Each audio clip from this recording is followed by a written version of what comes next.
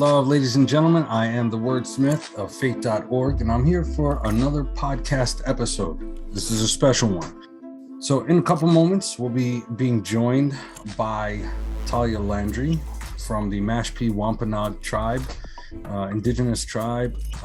They are in the Massachusetts area, Cape Cod area, and she'll give you a little more details and background on the tribe. I just wanted to bring to light some of the trials and tribulations that our natives, our indigenous, are facing still constantly today in 2022, and these things should really be things of the past. She should be joining us any moment, so I'm gonna wait, and then we'll get into their story, and I hope you enjoy. I'll see you in a minute. You know, our indigenous here in the States are just so underrepresented. They really need a voice. The world at large, and of course, especially here at home, we really need to know the struggles, what they're going through every day, on the reservation, off the reservation, in the courtrooms. It's just, I don't know. I don't understand how they could have gotten so marginalized. I mean, I do understand. I know what happened, and I know the powers that be and why they do what they do. But it's time that we as a people, it's time that us as a community here really come to terms with the situation, come to terms with the past, you know, things that transpired, things that our government did, has done, are still doing. It's just time to really face those things and put them out, lay everything out on the table, and figure out where do we want to go from here? What can we do to move forward, you know, and provide an environment where the indigenous can really flourish for once, finally. They deserve it, and we deserve their community to be a part of ours and have that cultural sharing and exchange and understanding, and just to do the right thing. I mean, this is the thing that bothers me so much, is why does it take so long for not just governments, because they have a lot of reasons why, and they're all bullshit reasons, to be honest. They have a lot of reasons why they don't do the right thing, but that's no excuse for you, me, everyone, the people, not to come together and coalesce and really just get the right thing going. So, okay, I think she's here.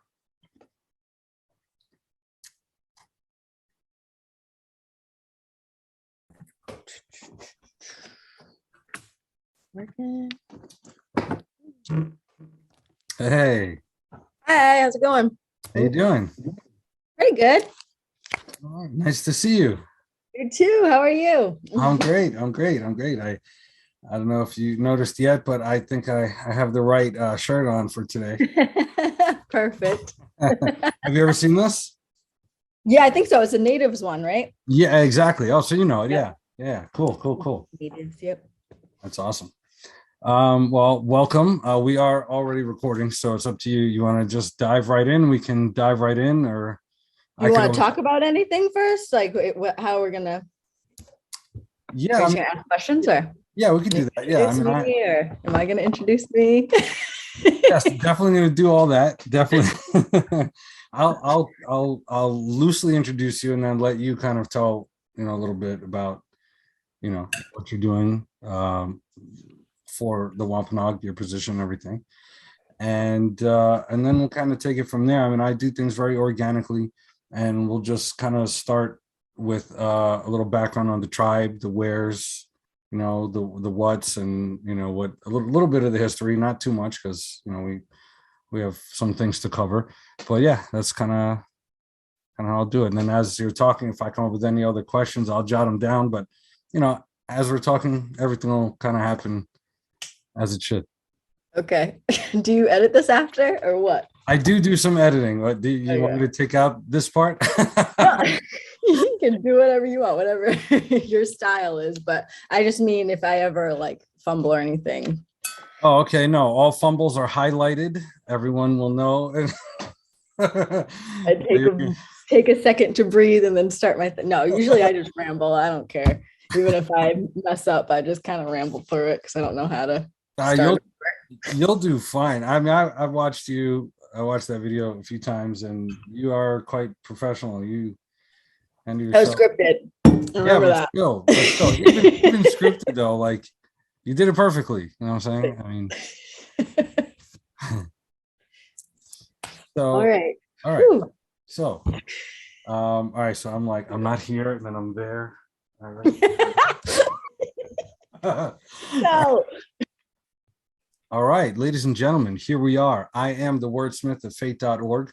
I'm here today with a very special guest, Talia Landry. She is representative of the Mashpee Wampanoag Tribe, and she's going to tell you a little bit about herself first and what she does with the tribe. And then we're going to get into a larger story that's not only affecting the Wampanoag, the Mashpee Wampanoag, but many other tribes around the country as well. So, Talia, the floor is yours. Okay, well, thank you. Thank you for having me. Again, my name is Talia Landry. I am from the Mashpee Wampanoag Tribe.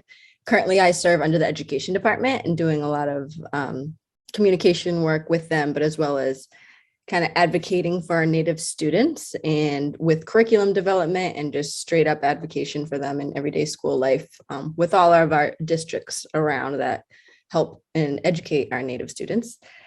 And I also am the president of the Community Development Corporation, which is the tribally chartered corporation for the Mashpee Wampanoag Tribe, in charge of, economic development opportunities and overall development within the community. Just really setting up programs to help us thrive and be sovereign on our lands. So those are the two roles, at least, that I carry with the tribe. I'm also a mom and student and journalist. Wonderful. That's a lot of great things. It sounds like you have a lot on your plate. How do you are you managing to juggle everything, well?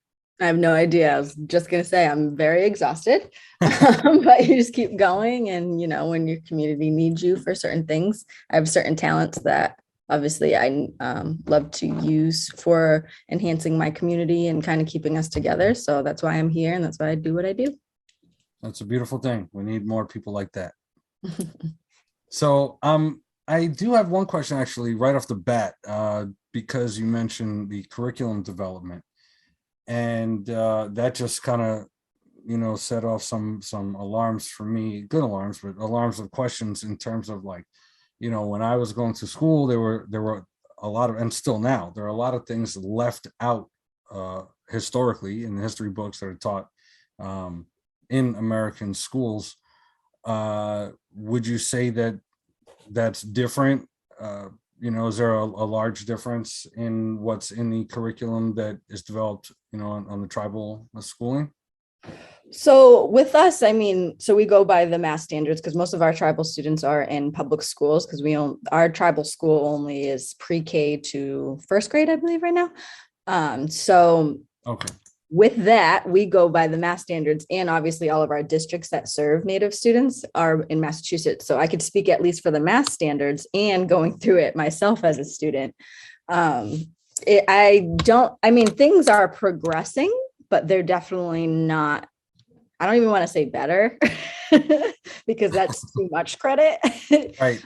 Because like I said, currently we're really working into curriculum development, but we actually just started diving into the history mass standards because they were just released probably in 2018 or so. And that's, they usually stick around for a long time when they republish them. So that's kind of their latest version. And still with it being in 2018, all of their perspectives are always from the colonist perspective. Like there's not many objectives that pertain to understanding the actual Native side of any story. They reflect, cover some Native tribes, at least 3 within your region. And they give, kind of general ones. And then when they talk about leaders and Wampanoag leaders, more particularly, they focus on, only like 2, and it's more of the famous ones, and they're very like conflicting ones, And so those certain things, and it's like that we have so many more leaders and there's so much more to the story that will help the narrative of actually, or the history of actually what happened, rather than just showing the key people to serve the agenda of the formation of the United States to keep it the way that it is. But the biggest difference I can say is that the teachers are more concerned with that. I think the teachers have a better conscience now, and because they are a different generation that can see the world a little bit differently, they are more apt to ask more questions and really be open to receiving the education. So a lot more, they kind of want it. Like, this is like our time right now to really implement these supplements and fight for the curriculum to be changed in some sort of way, because the teachers want to do that. They want to make sure that the students are getting accurate history and they're not falling to this false narrative anymore. So that's a plus. Right. So then the teachers are actually more progressive right now than the state and Yeah. municipalities actually are. They're ready for more. They're like, it's fine, let's do it. We want it. We want the truth. We want to teach our students the truth, or at least more of the story. But still, the mechanisms of higher authority are lagging. Yeah. And I mean, I really directly work with educators that are closer to home. We do get just within my personal professional life and in the education world, we do get some like out of district ones, from further in different parts of Massachusetts, but at least within our districts, they are aware that we're still here and we're very present, and they're very in a culturally enriched area. So they kind of have an obligation to hold that. So I don't know if that has something to do with it, but they definitely do care, because they're using, their free time after school to get these professional developments, because, schools set up their professional development days and they make you do certain things. And even though they'd rather be learning about this, they have to do what they're supposed to be doing. So they usually take like their extra time, whether it be after school or during their free break, to meet with us and really go through some of their questions and even some of the curriculum work that we're doing. So that's pretty awesome. That's awesome. So it's genuine. It really is a genuine desire for. Yeah, we've been lucky so far, at least since I've been there, and I've only been there for a few months. So we'll see what comes out of, the woodworks, because there's always something. Maybe there's a way to address you said that when they kind of revamp the curriculum, that it stays for a while. Maybe there's a way to address that so that it could be more of a annually, or at least every year or 2-year review, as opposed to it, taking 5 years, 10 years, or whatever it may take. Yeah, and we're definitely not the only group that's advocating for that, and there's more, equity issues, not just involving natives, that we kind of all can partner up, at least educators and people who are fighting for these equalities and social justice are really getting to, and they're doing it on the state levels. And it's some of the ones that we've actually encountered with, different organizations, is legislation to really support, different races within the classroom, but also support not just Native, but different educators, Native being one in particular,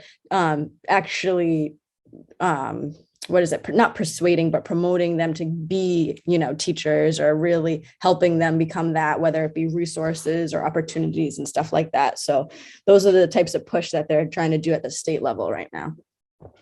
Okay. All right. That's great. All right. So there is movement in that.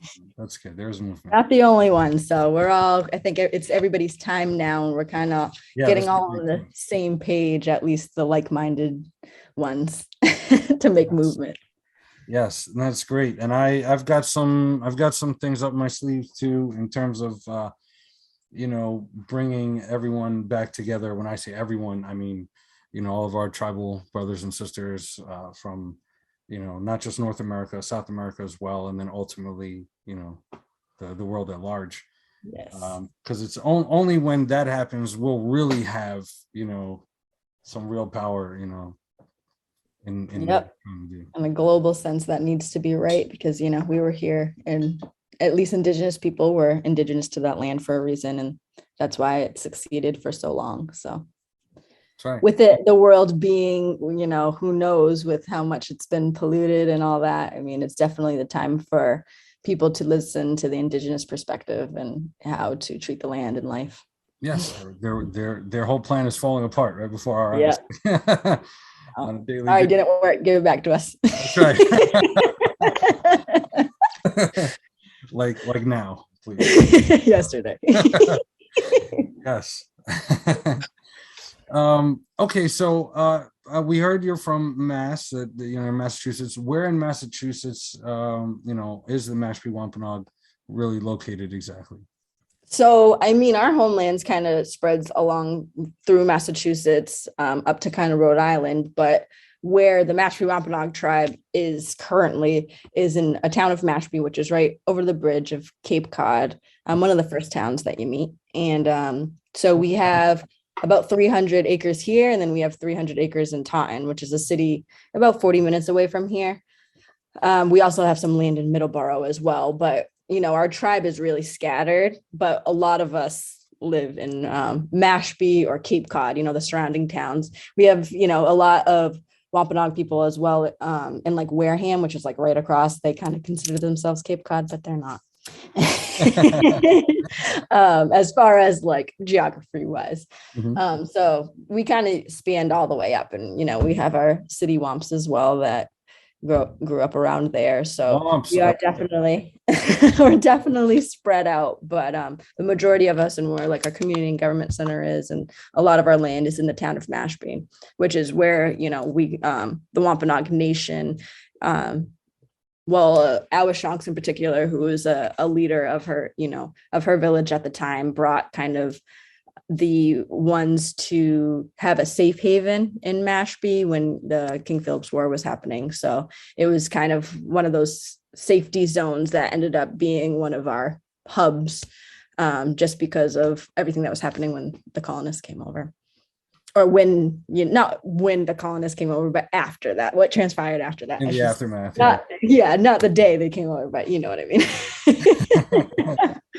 What actually came of that after, Massasoit Usamiquan passed on, and then leaders after that when his sons took over and stuff, the trickle effect that happened, and ended us up into Mashpee, which ended up becoming a praying town of praying Indians. So that's how we were protected, kind of as like out of the war zone, as you can say. So it's really where Awashonks brought a lot of women and children. And is there still like is prayer still a very large part of the culture?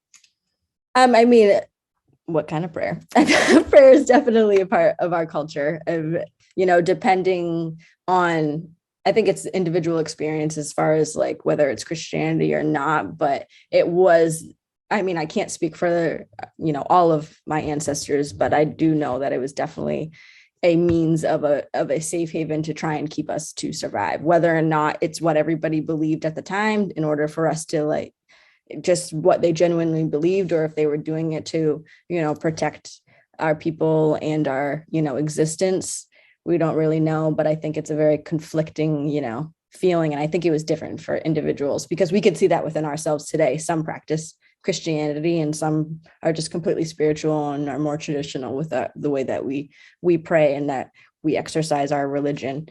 So it really depends, I think, on the individual. No way is right. Right. No way is wrong, I should say. Excuse me. No way is wrong. Yeah, no way is wrong. That's what I meant. Is there like and cut, edit, rewind? Okay. Like thanks, Ed. Good looks.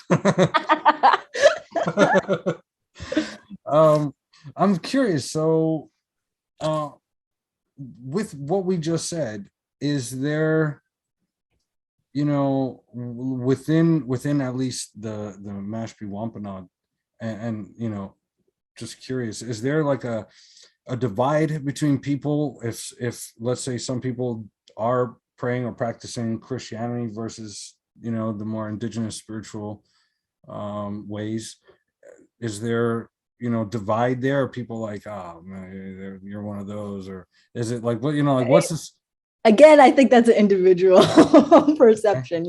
I think that all depends on like your attitude, I guess, of how radical maybe you are, or how, I don't want to say entitled, but like how much you feel like you're right over someone's wrong, maybe, you know what I mean? I think it all is up to oneself, but Mm-hmm. there's definitely no clear divide, Okay. and there's definitely no like public like outrage as Okay. far as like if someone decides to say, a prayer and, mentions God rather than the creator or Jesus, there's people aren't like walking out, because I think we all respect each other enough to respect what we believe in, and we know our history.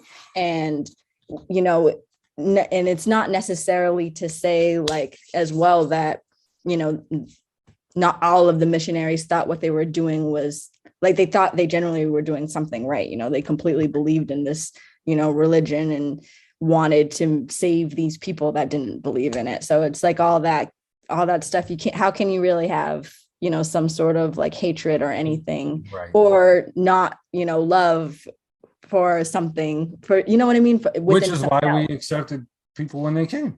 Exactly. So it's like, I feel like it's a Come kind on, of come on. judgment zone. It might be a little bit of judgment in your head, and you're like, oh, whatever. But I mean, that's each personal, not like anybody's gonna, fight over it. We didn't stay here fighting each other like that, at Right. least. Yeah. We're all love. We're all love. Yeah, Uh, exactly. okay, so cool. So let's now, I guess, kind of get into the story here. Mhm. I had first seen the video that you did, which is now, I don't know, maybe 2, 3 years old at this point. Okay. About right? 2000, yeah, I would say that. I don't know the honestly, I would say that, but I'm like 2020 to 2021. Time is a blur right now, right now. Maybe five. We might have to add an extra 2 years on it. Who knows?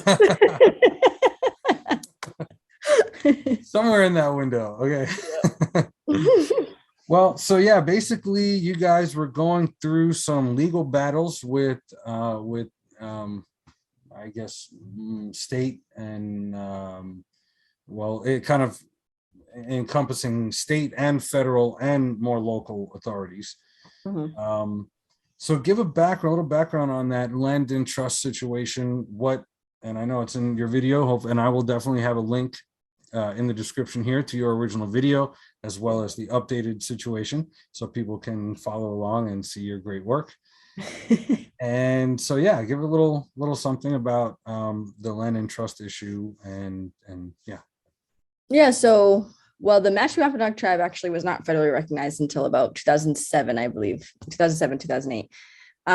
So we actually weren't, able to even apply for land and trust until after that point. So that's when we started the process of the land and trust application. So in 2015 is when we actually got our decision to have our land and trust under the Obama administration. So we did our application, did all the supporting evidence. They determined, okay, you are, federally recognized Native tribe that is homelands are these, you have a title to these, we'll hold this in trust for you, blah, blah, blah.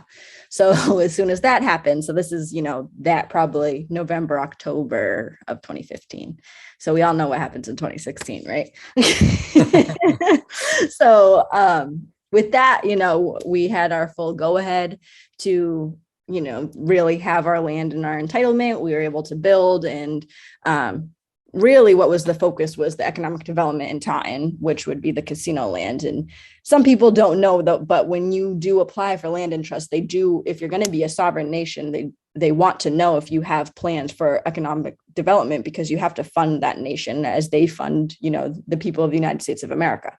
So that's part of the process. So I'm not sure if a lot of people know that generally, because when you think, oh, land and trust, it's like, oh, the natives should just care about their land. But then it's like, oh, they care about a casino. It's all wrapped into this whole function of it all. And it's much more complicated because it's actual sovereign nation within a country. It's a country. So with that, So you're saying that just by them designating and holding that land in trust and saying, okay, we're going to do this and we're going to situate this and call it like this legally, lawfully. At the same time, though, we need to know that you're going to have certain responsibilities then, and we want to know how you're going to go about them. Yeah, exactly. I mean, it's obviously not mandatory, but it's something that it's considered, and if there is already plans, like they need to know that, and they need to know, what that looks like, what that means and stuff like that. So that's why people get into those conversations ahead of time. So they have a plan. It's none of their business, but yeah. Okay. Yeah, you would think so. Yeah. But I mean, in actuality, is really a Native person ever really sovereign in America? No, not really. They just like to give us the idea that we are. No, Just to keep us hush hush. That's a different subject. So that ended up happening. So in 2016, Trump got in, and well, he obviously got in 2015, but he got inaugurated in 2016, and around the same time, exact same time. I heard a boo somewhere. Yeah, exactly. Around the exact same time, as well as a lot of other people in that general, mindset was exposing themselves. The Taunton residents, really headed by this couple, I don't want to say family, but this couple, who are parents, but really it was just their actions, filed suit against the government for giving us our land in trust status. So basically they declared that, this record of decision says that, they can have land in trust because they're Indian by proving this, but they didn't prove this. So they're really not actually Indian, and they don't have the entitlement to that land. And you broke your own laws by giving them title to that land. So you said your parents? No, not my parents. I said, no, I said the Littlefields. I was like, no, okay. The Littlefields. I said the Littlefields. It was really by one family. And I said, I don't want to say family because they are parents, but it was really our parents. Okay. Yeah, okay. Their parents. Okay. Sorry. I don't want to bash their kids or anything for the work. But I have to say the name. So, I mean, it was their decision to use their name and, fight against the United States of America for giving us land in trust. And they're just a family of people that live somewhere in the area. In Taunton. Yep. They live like in the neighborhood next door. And they just weren't having it. They're like, no, with this land in trust. Yep. And I mean, it was definitely against the majority of what the city wanted of Taunton. So we can't even say it's like, Taunton residents and Taunton people, because then that generalizes all of Taunton. When the actual city of Taunton voted on this, we went to the city of Taunton because they weren't even our first city. That's why we have land in Middleborough, because it was actually going to be there. Right. But then, we went with the city of Taunton. They voted yes. We made our agreements to make sure that they were getting funding. It was nothing bad for Taunton to have this casino in their city, So even because we had relationships with people in Taunton, we were doing more things in Taunton, and there's definitely a lot of people that were upset with these families that decided to sign this paper to go against the federal government and halt, any progress of the casino being built in their city. So it was led by them. It was also, probably 20 other residents that signed their name on it. But they put that in, they filed, and they went to court. They won their case.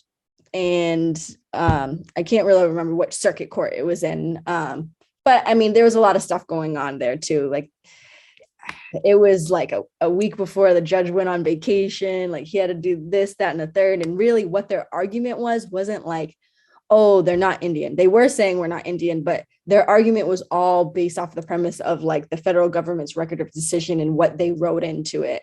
And like saying that you guys didn't follow your own statute because like when you read the definition, they have to prove that, they were living here at this time because they proved this.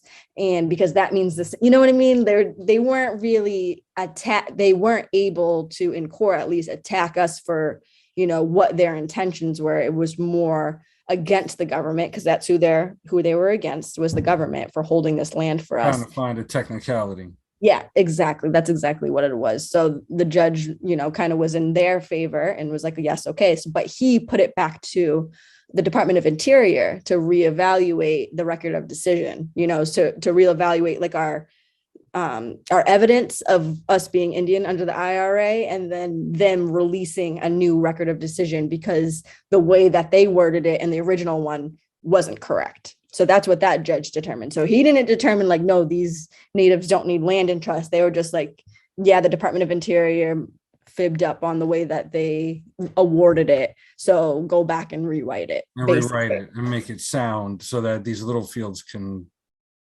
But I mean, no, I don't know if that was his intention when he said that. I don't want to give him that much credit, but because we did have to go, when we would submit more evidence, the Littlefield actually had time to like rebuttal this, like any evidence that we would put in, they were able to put in their own evidence to like say that it's not true. So they did give the civilians the opportunity to like fight for it, you know? So it wasn't really the best practice, and also remember which administration we're under and which people were in the Department of Interior now. Right. So that's key. You know, all of this in timing is key because as soon as things switched again, look how fast everything happened. Right. So, I mean, geez, right. Indian, you just got to go with it whenever. Right. So that we obviously appealed that decision while we were still, you know, doing our case with the Department of Interior. So it's like two separate things. One's the legal form and then one's the actual fight within the Department of Interior for the record of decision. So, but at the same time, because, you know, it was their decision, the federal government's decision to hold land in trust, and we appealed that decision of Judge Young, they were the, you know, defendants, and we ended up being co-defendants because we wanted to have a say in the fight. They ended up abandoning us. So they ended up dropping out of the suit to defend their own decision within our appeal process. So basically the Department of Justice was like, yep, nope, you guys fight for yourself. We made the decision, but basically it wasn't our administration. So we're not going to defend that. And at the same time, they also were the Department of Interior, mind you, at the same time they were, you know, getting evidence from us for our, you know, new decision. They were also rewording and like reestablishing the M opinion, which the M opinion basically was like something put under, I'm pretty sure it was Obama's administration, but how like they determined sort of interpretations of how Indians can prove that they're Indians, you know, like some like statistics and stuff like that. So they were working on changing that at the same time that we were proving that we're Indian. So that comes up later. We don't know that's happening, but it comes up later. Wow. Okay. And they were working to make it easier or more difficult? Easier for them to win. So because the M opinion basically gave us our standards of how do we prove it? So like stuff like prove that, you know, your children were sent to boarding school, prove that you were, you know, under some religion sanction or, you know, not religion, but New England sanction under the king, blah, blah, blah, like stuff like that, like documents and like stats, you're a part of the whatever census, those sort of things were in the M opinion that we were using to provide our evidence to be like, hey, this is us being Indian. So again, that actually ended up, the appeal ended up failing. So the appeal of like the wordage, remember, in the letter, the record of decision, that ended up, the Littlefields won that case as well. And then at the same time, the Department of Interior also released that, no, not at the same time, this was a little bit after. They released that they would not be holding land in trust for the Mashpee Wampanoag Tribe. So they determined they weren't going to, their new record of decision was, yeah, you guys aren't Indian. So, and then, it was actually a few days before they told us they weren't going to give us our land in trust anymore. They released the new M opinion. So the new M opinion was established a couple days before they gave us our new record of decision that determined we were Indian under the IRA. And their reasoning was because of this new opinion. Oh my God. Is this making sense? Wow. It's crazy. It's crazy. They can't just be easy about things. They really have to make you guys work so hard for something that's yours. Like, Yep. But I mean, the good thing that came of that is that the federal judge that was handling the appeal, because now it's up at the next appeal level. So it was appealed at the first court and the second court by the three judges. And now it's up to the federal court. I think this is the First Circuit of whatever's in the feds up there. So the way that I say it, he saw the bullshit. He called it out, like point blank, simple, like this. You did not tell us about this. So one thing that they also failed to do was tell the judge that, hey, this new M opinion happened, while we're appealing this.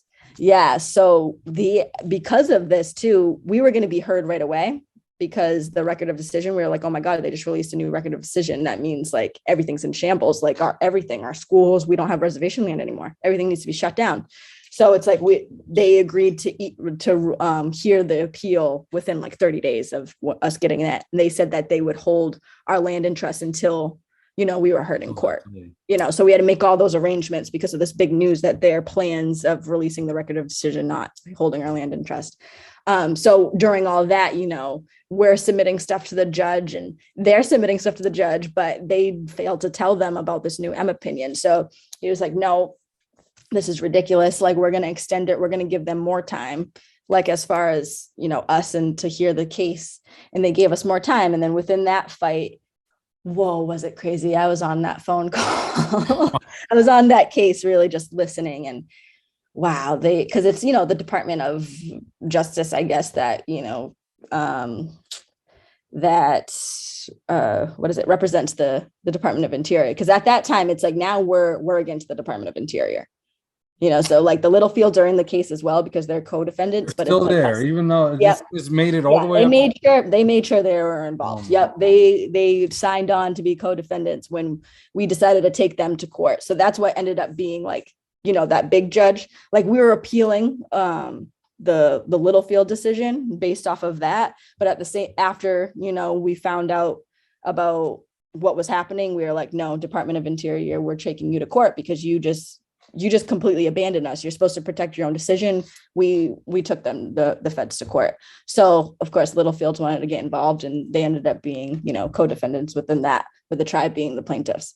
So that's the case that went to, the highest level court that was then, that they were mad about the M opinion and stuff like that. So when that day came, some of the arguments of the government, mind you, this is the government. So this is the government defending their decisions of the government, is they were saying like awful things like, they had evidence, because our lawyers are saying we had evidence of that, there's ambiguity within the statute because, these people were awarded this, it was just endless. And their arguments all came down to, they provided evidence, but it wasn't substantial enough. So that we took their kids and they got sent to Carlisle Indian School, but maybe it was only 20. It wasn't 100. Like, so I'm sorry to laugh because you got to laugh through the pain, but wow, that sort of bullshit was being said as the defense of the United States of America. It was only 20. Stuff like that, where it's like, it just wasn't substantial enough. Oh, that wasn't enough people. Mind you, after we were 69 nations that literally got wiped out by plague and war and got down to however many, that there's no consideration in that. And there's no consideration in the fact that you took children. One's too many as a child. So, and that's just the record. And it's not like those records are public. So it's not like that's all that's all that was found. That's not all that was found. Exactly. Just like we're finding now with these graves. Yep. And Carlisle is one of them that has multiple unknown graves. And we have no idea if those are some of ours. So that's the sort of thing that, because we were mistreated so badly and we can't prove that we were under their rule in a genocide way. That's how do you not have all your proper documentation of that? How do you? And even though we are the most well-documented tribe in America, because we are the first ones to talk to them, and basically we're a freaking trial run. Wow, it was ridiculous. But so we ended up there. But that judge called bullshit and was like, that's absolutely ridiculous, basically. And so favored with the tribe. So that was our biggest day in victory. We did lose all the little battles with the Littlefields, but we won the big one. So the war, really. And that's really what's important. And that's what it was important for us to keep on doing, was to keep on pushing it. So then this happens under, when Biden gets in. So it is up to, they do put it back to the Department of Interior to release a new decision. So it's like you need to release a new decision. And this is, things were changing and stuff like that. So, but it wasn't until December that we got released the positive decision, under Deb Haaland, that we did have our reservation status. But obviously the Littlefields tried again. They tried the exact same thing. So the same exact suit that they filed but against the Department of Interior in 2015, they did the same thing to, the Department of Interior under Deb Haaland. But they got tossed. They didn't even get their time in court. Okay. So. Good. It was just an attempt and it got squashed. I mean, it was definitely a fight though. Like, it's not like, oh yeah, you just wrote it off. But, our lawyers had to get to work and, really fight that out for a minute. It wasn't too public as far as going back and forth. So that's always nice. But it was something that was like, all right, here we go again. Now, let me ask you a question. These Littlefields, is there land on your land? No, I'm not even sure how far it is. I know it's like within the vicinity as far as neighborhood, but I mean, our land is already our land. We own it. Okay. It's just before it was, land and trust, like not before it was land and trust, Middleborough we bought, but it's our land already. You know what I mean? Mm-hmm. So it's not like it was private property because you can't do that. That's why we only have so much land. You can't put private property in your land and trust application because it's already has. But in actual reality, it is your land. Oh yeah, for sure. But even the Littlefields property is your land. Yeah, well, but in actual, like even our land and trust is really the federal government's that they're just holding in trust. We are supposed to trust them to hold it in good faith for us. So that's the irony of it all. Like this whole battle is us trying to trust you to own our land because actually without the land and trust, we already own it. We already own it. Like we didn't even need to do all this. This is just to, prove our sovereignty and be able to have those certain rights and exercise those rights. But in actuality, it's not like they were going to take the land from us again. You were going to take our sovereignty over that land, which is obviously wrong. But it's like we're fighting over something that, is already ours. Yeah, exactly. Right. No, it's all unnecessary to begin with and makes absolutely no sense. But I was thinking from the perspective of try to cede the Littlefields property back into Wampanoag property. Oh, you should take that shit. Right. We'll just wait for it gets the first sale sign and swoop right in. Yoink, that's ours.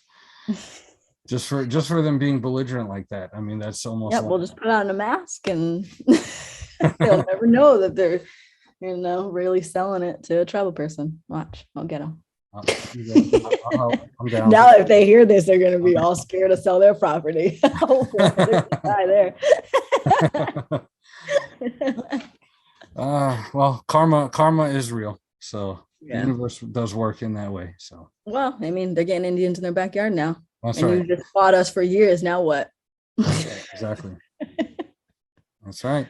They should just move. Bye. So now that you got the win in December, where do you go from there? What are kind of the next moves? So I guess that's really all in council's hands. They have to figure out what's happening with the land in Taunton, as far, I'm not sure because I'm not on that legislation as far as those agreements and stuff like that of being built or anything like that. But I mean, now it's just, we continue to keep on operating the way that we've operated because we've never stopped operating as we had land in trust because we've never lost it. They never actually took it out. So we're still able to get, our grants and service our people and have that. But now the next steps is economic development because now we can actually pursue the economic development. Not saying we couldn't before. That's just obviously the decision that the decisions makers made at that time. But now it's just like, what's next? So I think everybody's looking at, our chairman in particular and, my board a lot as well as seeing, what is next with us, how are we moving? Because now, there's nothing in our way to stop us from being completely sovereign and exercising those rights and not getting halted, by the federal government. I mean, there's always that chance. That's true. They do like to drop little surprises here and there, but let's hope that the road stays nice and smooth for you. Yeah. And so I'm curious also, like, do you, is there communication with, Wampanoag and other tribes and, kind of coming together on similar issues like this on these type of land battles? And is there that type of communication, like, oh, what happened to you guys, and how did you do this, and that type of stuff?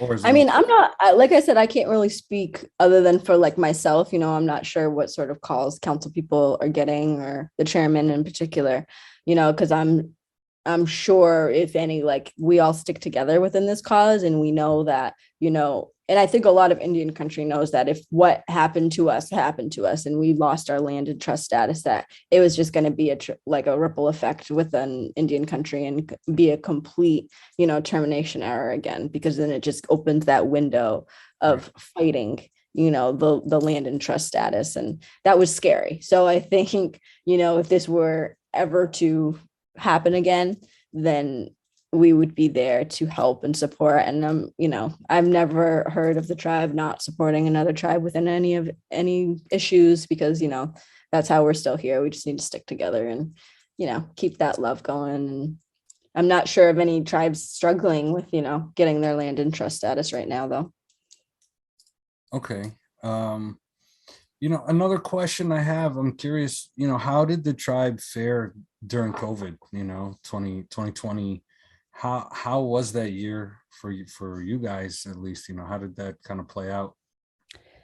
I mean, that is really when all this like crazy stuff was happening with the land and trust. So that's when, the Department of Interior released that they weren't going to give us a positive decision with the land and trust, and they weren't going to hold our lands anymore. So like when I talked about that issue before, it was literally around the time that, the vice chair is waiting for the call to make sure that we get COVID relief funding and be able to disperse masks and stuff. Like this was in that March, of 2020, literally when everything right shut when down. it hit. Yeah. Yeah. So we're waiting for, a COVID relief call or whatever the case may be. And then we get the call like, oh, no, you're not having your land in trust. So not only are we losing everything, but even with COVID happening, like we can't get that funding, federal anything. If they actually took it out of trust at that very moment that they said that they were going to, then we would have lost everything. Wow. Like as far as the stuff that entitled us with the land, like anything that obviously we got because we were federally recognized, we would keep. But as you probably know, a lot of things, even with COVID, it wasn't about federal recognition. It was about land. It was about, you having that sovereignty over your land and servicing those people, because that proves that you have a responsibility to those people now, on that land. So it would have greatly detrimented us and our resources that we received. But I mean, we have an awesome emergency management director. He's actually the vice chair of my board, and a councilman, Nelson Andrews Jr., and he did an awesome job when it came to the COVID pandemic. Like he was right on it. He got so much more funding. But our biggest thing was the reporting. That's a big issue within Indian country, is that we're not represented in the numbers correctly. So that was a big thing. Like they weren't accounting for us the way that they should have. So we weren't able to monitor our statistics the best way that we could, especially because we were spread out. But because like the emergency management director was just so great at what he was doing, he really did his best to monitor what we could, what was in our vicinity as far as our districts and stuff like that. So, I mean, luckily we got through pretty healthy, I want to say, but we did lose some, and that I think is the biggest thing that we suffered, was losing some of our people and not being able to be together, during that time, like everybody else, but as well as losing our land status and our sovereignty and not being able to be together to figure out what should we do next. So it was a cruel time, I think. And we just had to see through the light, through the darkness to the light. And I know we made it through like everybody else. But I like I said, like the emergency management director really held it down for us, I think. And did his job well and serviced his people. Well, I think as well yourself, if you're any reflection of the tribe, there's definitely strength and resilience there. Appreciate that. Yeah, for sure. So something else, actually, Talia, that I wanted to bring up. I know that in the first arrivals of the I have to call them what they are, the colonizers, when they arrived, there was a particular group of indigenous that was there, and they were the Wampanoags. The Wampanoag. Look at that. So you guys were the first peoples that they encountered. Can you tell us a little bit about that story?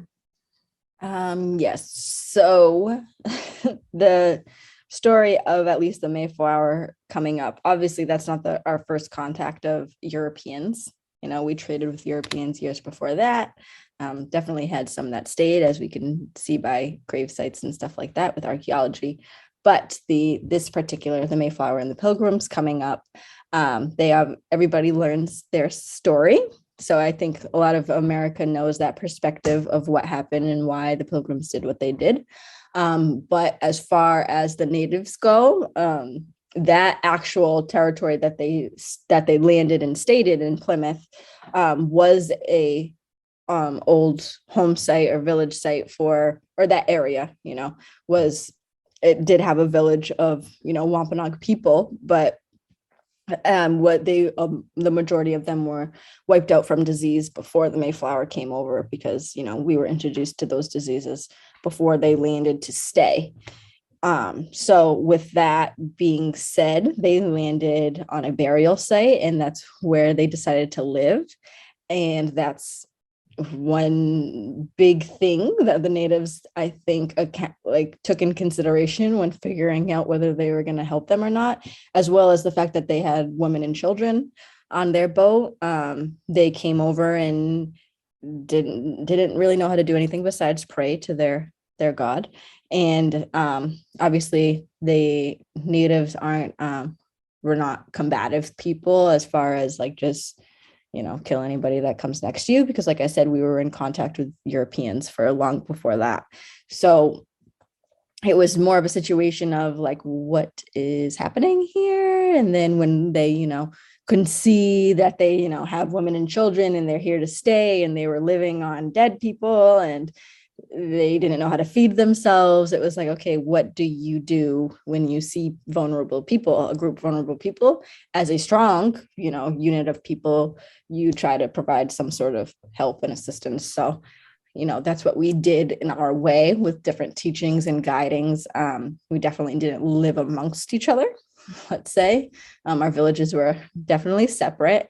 And, but with that and them actually settling and becoming settlers, they introduced a completely foreign language to, the native communities here. And, our Massasoit Usumikwan at the time, that when they landed did, sign certain treaties that kept us in peace for, over 40 years. So we did live, not amongst, but next to, settlers for a long time and in peace. But along that time and throughout that time, they were encroaching on us completely. And they were instilling their ideas of things like ownership of land and fencing. And so they brought their mindset and culture and then they didn't put that mindset on us, but they put their legislation or sanctions on us and ideas. So, when we thought, oh, we're signing, this treaty to say that they can use our land, their interpretation is that they own the land, but that was a foreign concept to natives. There's no such thing. You could not physically describe to a native person that you were signing agreement with what you were actually doing, because that didn't exist in our culture. There's no concept of ownership in that way. Yes, exactly. So if you're going to, ask to use land, then obviously what's the problem? As far as a native perspective, so because people wonder oh, well, you signed it away, but they don't take in consideration that they had these complete opposite ideals. that you can just tell within our language that we did not understand what that meant, because you know, when we say our land, like that's a part of us, like that's like saying my nose, my eyes, like that's not, you can't own that, you know, like you don't own these things, they're a part of you, you know, you take care of them, you know, and you have them as far as around and, you know, access to them or whatever the case may be, but you can't own it, you know, and put taxes on it. And, you know, all that stuff was such a foreign concept. And then, so, you know, keep that in mind when, you know, our Massasoit Miquon had this peace treaty, like we're in peace because we have this understanding that they're not taking anything from us, you know, because we don't understand these documents that they're actually doing.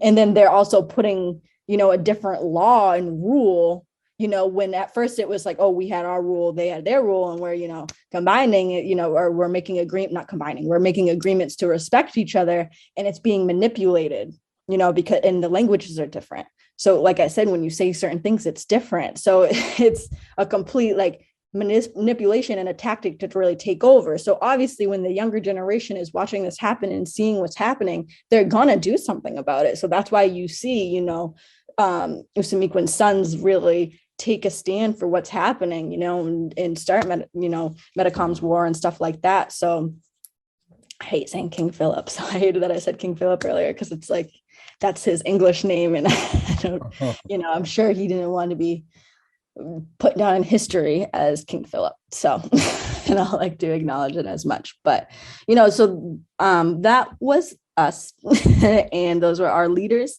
and our people. And that, you know, that's what makes kind of this whole land and trust thing completely ironic too, because, you know, we decided to help them and they ended up, you know, doing these certain things to make it so that they could have our land, and they like protected us for so long, to, you know, even protected us as an Indian settlement or Indian reservation. And they kept getting closer and closer and closer to a point where it's like, all right, you guys need to be citizens. We're going to make you a town. And we're like, no. They're like, actually, let's ask again. They didn't know what they were saying. We still said no. And they're like, you know what? They don't know what they're like, you know, they don't know what they're talking about. We're going to make them a town. So in 1870, I think it was, they incorporated Mashpee as a town and we became citizens. And we actually, you know, because our culture and everything's different than the Europeans, like our women became citizens, or were citizens, and were able to vote and all that stuff before, you know, European women and stuff. So that's another ironic thing out of it all. Like, you forced citizenship upon us. You actually gave us more, you know, authority, you know, within individuals, even amongst your individuals, than you even thought. But at the same time, it's not what we wanted, and they just did what they wanted to do. They were giving while they were really taking. Yeah, exactly. And it's all because they thought, you know, they knew what was best. The same thing as the missionaries, you know, when they, you know, did what they did and started the boarding schools, and even were, you know, living amongst us before the boarding schools to civilize us and kill the Indian and save the man. So civilize us. Yeah. What a word. What a word, and what a way that they've used it over all these years. Yeah, they really tainted it, because I mean, and when anybody, because that's like a general, you know, thing to say, a civilized conversation or whatever, and I'm just like, don't ever say that. Yeah. if you ask for a civilized conversation, I'm gonna give you everything but a civilized conversation. Right, because there's what other way is there to, at this point, like, address and deliver the truth? How can we be civil anymore at this point in 2022, when these same issues that have been plaguing, and choosing that word very specifically, the indigenous community from then through now, and for God knows how many more years to come. Yeah. Well, Talia, thank you so much for coming out today and being on the show. You definitely have given us a lot of insight into the Wampanoag tribe, into the history, and into things going on with land and trust, and, you know, just the overall plight of the indigenous when it comes to our land and keeping it, holding sovereignty over it, and just trying to be able to do whatever it is that we want to do for our people, which it really shouldn't be such a process to be able to do that. It's just a natural thing, and should be able to live and exist and cohabitate where we are and do the things we want to do. But yeah, we're still under some rule of some sorts for now, at least. But I definitely wanted to thank you. And if you have any closing words or statements for anyone watching, or anything that you'd want to say, the floor is yours.